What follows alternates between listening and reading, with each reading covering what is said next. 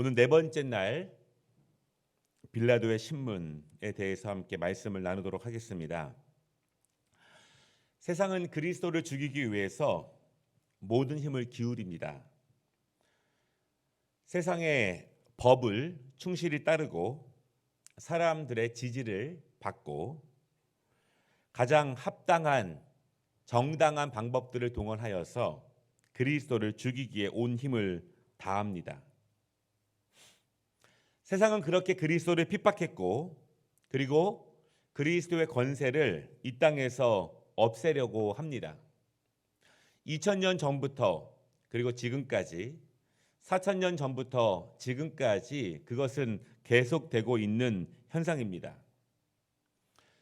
세상과 그리스도인들 어떻게 세상 속에서 믿음으로 살아가야 하며 어떻게 그리스도인들은 믿음의 눈과 영적인 분별력을 가지고 세상 가운데에서 진리를 분별하며 어둠의 세력들을 또한 밝히 볼 수 있을지 우리 모든 믿는 자들이 고민하고 또한 기도해야 할 제목입니다. 편향된 시각을 내려놓고 어떤 특정 정파의 안경을 벗어버리고 말씀의 중심을 두고 영적으로 깨어서 세상의 흐름과 영적 질서를 바로 보는 믿음과 또한 말씀의 분별력이 필요한 시대입니다.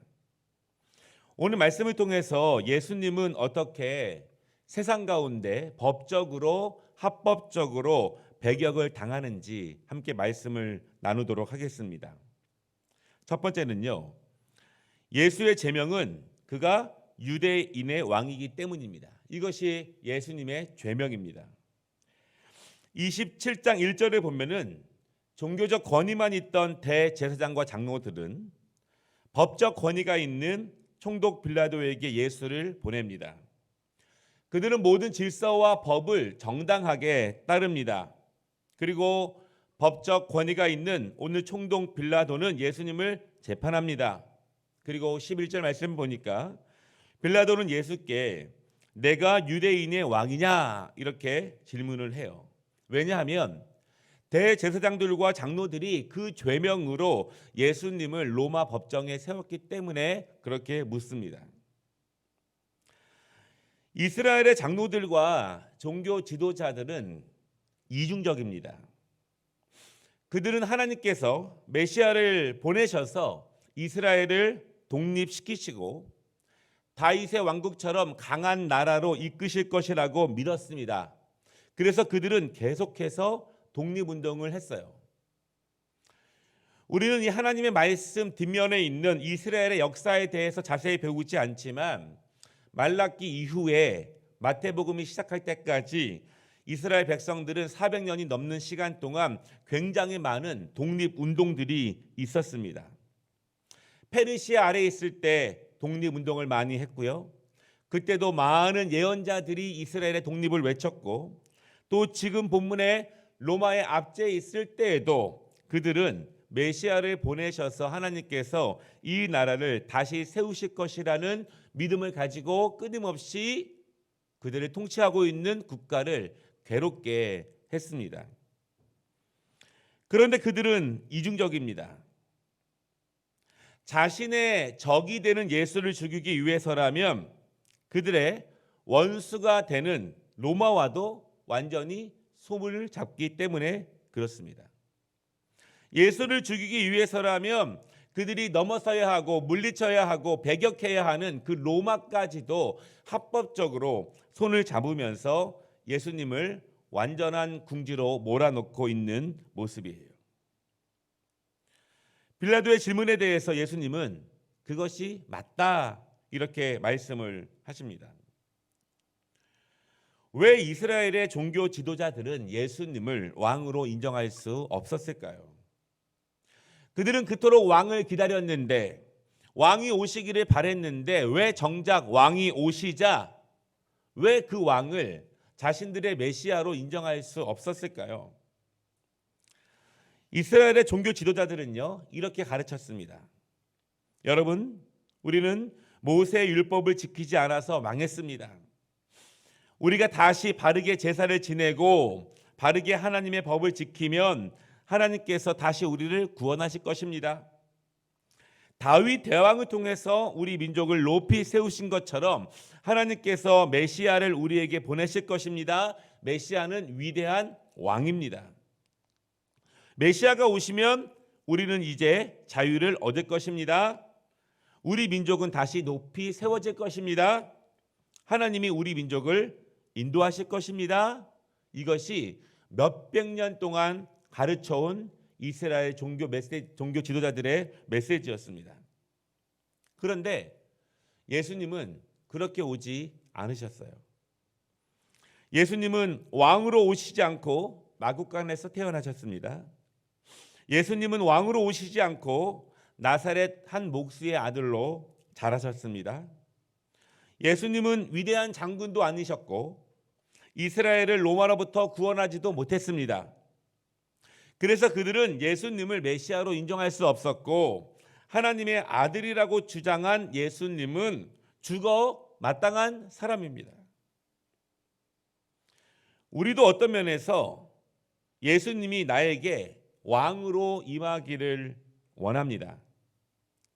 내가 원하는 것은 무엇이든지 이루어 주시는 능력 있는 왕, 나를 대적으로부터 완벽하게 보호해 줄 수 있는 힘 있는 왕, 내가 필요하고 내가 구할 때마다 즉시 나타나서 나를 지켜주는 그런 왕. 사실 많은 그리스도인들은 그런 왕을 원합니다. 그리고 그 왕이 힘을 가지고 나를 그렇게 지켜주지 못할 때 실망을 하고 원망을 합니다. 그리고 그 왕을 나의 왕으로 인정하지 않습니다.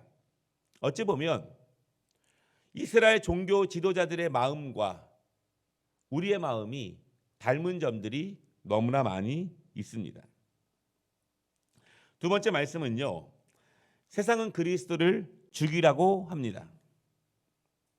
분명한 것은 예수님께서는 이 땅에 죽으실 운명으로 오셨습니다. 구약의 창세기부터 계속 그것을 이야기하고 있습니다. 하나님은 사탄인 뱀에게 이렇게 말씀을 하셨어요. 내가 너로 여자와 원수되게 하고 내 후손도 여자의 후손과 원수되게 하리니 여자의 후손은 내 머리를 상하게 할 것이요 너는 그 발꿈치를 상하게 할 것이니라.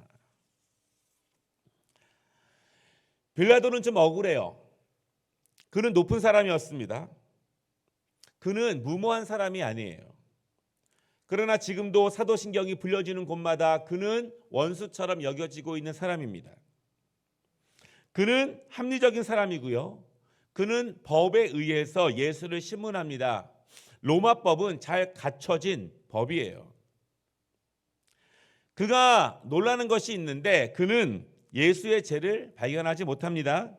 그래서 예수를 놓아주고자 해요. 19절에 보면은요, 빌라도의 아내가 사람을 보내서 예수는 옳은 사람이니 그를 재판하는 일에 남편이 관계하지 않기를 요청합니다.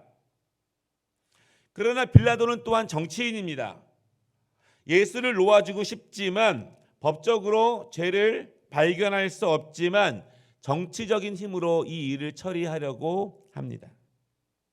그리고 유대인의 명절을 맞아서 죄수 한 명을 놓아주는 전례가 있기에 예수를 놓아주고자 그렇게 결심합니다. 그래서 17절에 그것을 물어요.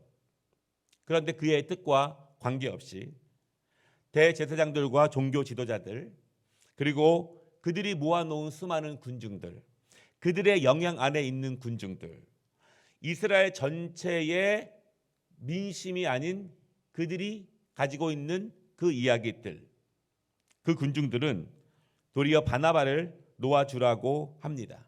그리고 예수를 죽이라고 합니다. 빌라도는 23절 말씀에서 예수가 죄가 없음을 확증하지만 군중들의 요구에 의해서 예수를 십자가에 못 박게 내어 줍니다. 많은 군중들의 뜻, 그 뜻을 그는 그의 결심으로 밀고 갑니다. 모든 사람들이 예스라고 할 때 노라고 하지 못했고 모든 사람들이 아니라고 했을 때 그것을 예스라고 대답하지 못합니다. 누군가는 예수님의 죽으심에 죄가 없다는 것을 압니다. 누군가는 그것을 막으려고 합니다. 또한 누군가는 그 일을 위해서 힘씁니다. 열심히 부분적으로 노력하는 사람들이 많아요. 마치 빌라도의 아내처럼.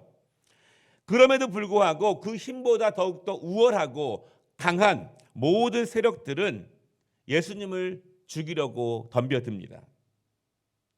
그들이 할 수 있는 모든 세상의 권력을 동원합니다. 그것이 정치력이든 그것이 법적이든 이성의 능력을 동원하고 사람들의 욕구를 사용하고 모든 것을 사용해서 예수님을 죽이려고 하는 것, 그것이 세상의 본질이에요.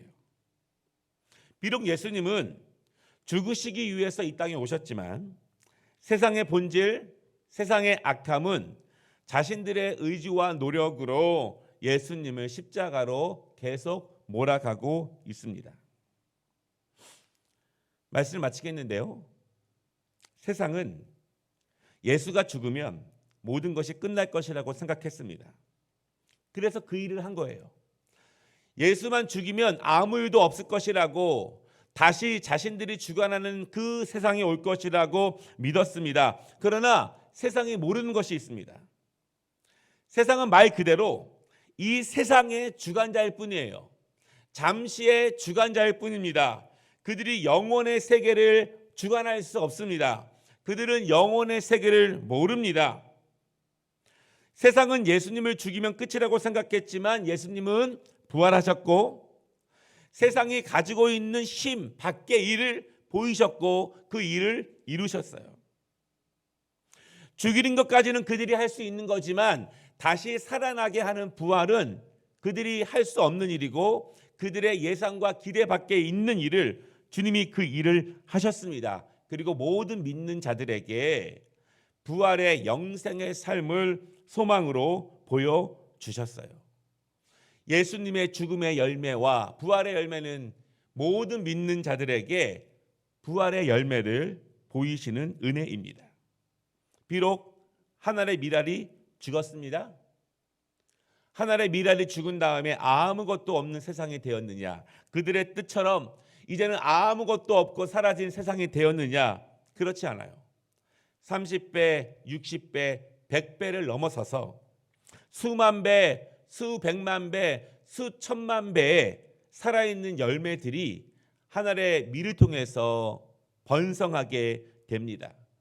그들의 예상과 전혀 다른 방향으로 이 땅이 흘러가게 됩니다. 우리가 성 목요일을 맞이하여 다시 한번 우리가 살아가고 있는 이 세상 가운데 우리가 무엇을 바로 보아야 하며 어떻게 살아야 하며 그때 무엇을 지켜야 하며 무엇을 붙잡아야 하며 무엇을 간직해야 하는지를 다시 한번 굳게 생각하고 또한 기도하며 부활의 소망 되신 예수님께서 오늘도 우리에게 이길 힘을 주시기를 다시 한번 간구하는 이 성금요일이 되시기를 주님의 이름으로 축복합니다. 우리 찬양 함께 드리고 우리 함께 기도하겠습니다.